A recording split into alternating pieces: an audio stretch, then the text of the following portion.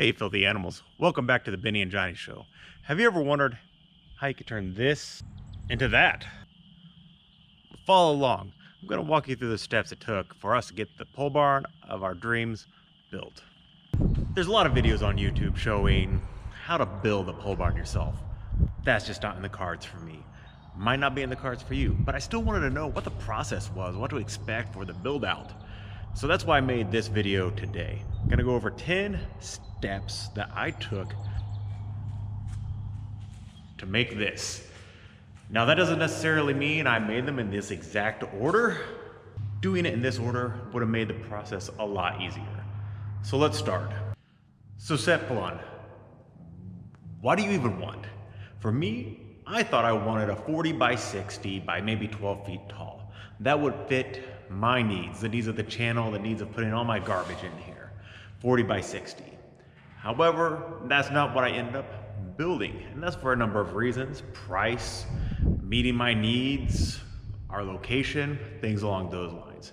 But just have a loose idea of what you want. You might have an exact need, but I think going in with a bit of a loose idea gave me a little bit more of a negotiating high ground when it came to final build out and pricing. This next step might not apply to you, but it definitely did to me. I would go in and speak with your county building and planning office. They're going to be giving you an idea of what you need to do, permits that are required, and in my case, there's a certain setback from the street I needed to be and setback from the side of our property line.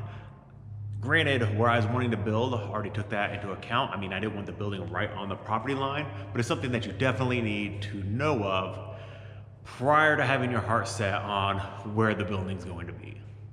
Also give you an idea of any fee and permitting that's required to take.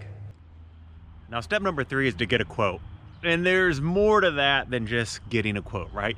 You want to get a quote from reputable builders that you're familiar with. Luckily for me, I had a friend and some in-laws that had a barn built recently as well. So I was able to contact their builders, plus one that was recommended through a third party.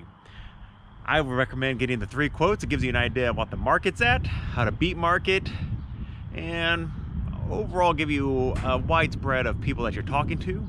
You can see the different variety of structures that they're familiar with building. So at this point, you're gonna get your quotes back. It might take a week or two bouncing back and forth with the builder. Take a look at your quotes. Maybe the high dollar price might not be the one for you. It might be the one for you, but again, it gives you an idea of where market's at and where to really start on maybe downsizing your barn some or just changing the overall dimensions. Specifically with me, we ended up going with a 36 by 54 by 14 foot tall ceilings. And so that we were able to bring the pricing down. We got multiple quotes for this building in the Indianapolis area for $68,000 with concrete floor. Well, really that priced out of my realm of possibility. So able to work with other builders and find some lower pricing.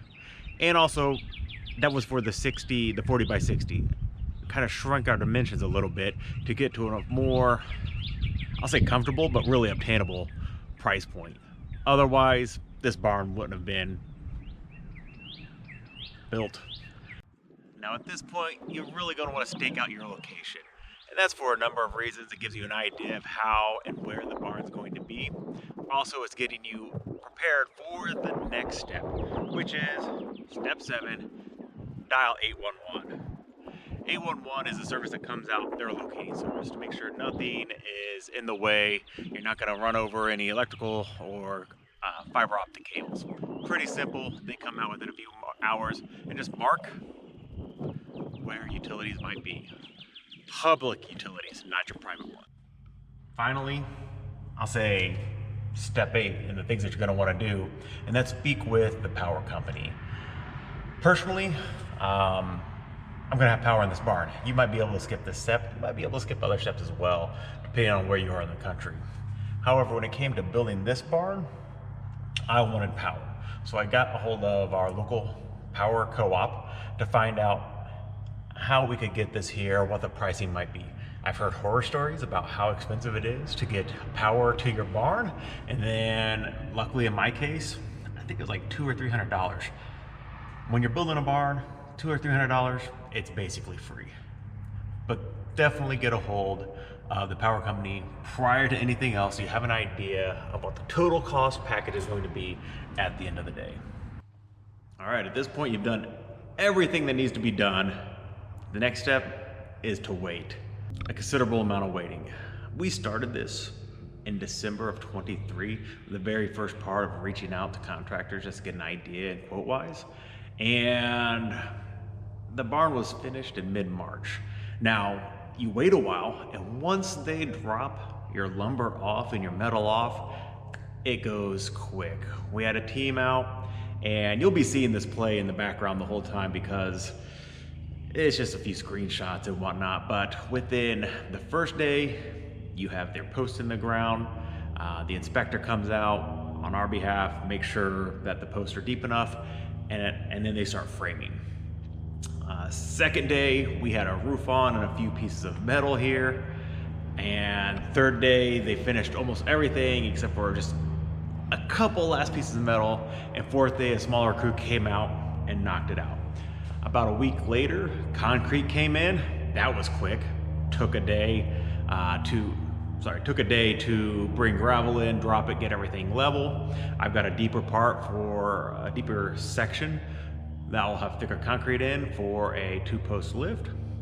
And then the next morning, the team came in and they started pouring concrete. And that also goes very fast. I think they started pouring around 8 or 9 in the morning. By 4 in the afternoon, you could walk on this. It was set up enough to walk. Granted, you don't want to drive or put anything heavy on, and you still need to be careful when you're walking that you're not really digging your heel or toe in. But yeah, you could walk on it that evening. I've been walking on it all week and cleaning and just kind of soaking it all in, I'll say. But finally, I think it takes about a week. Actually, I could drive on this today if I'm wanting to. And really, that's it. That's how you can have a pole barn built, the steps you need to take. Financing might be something you need to consider.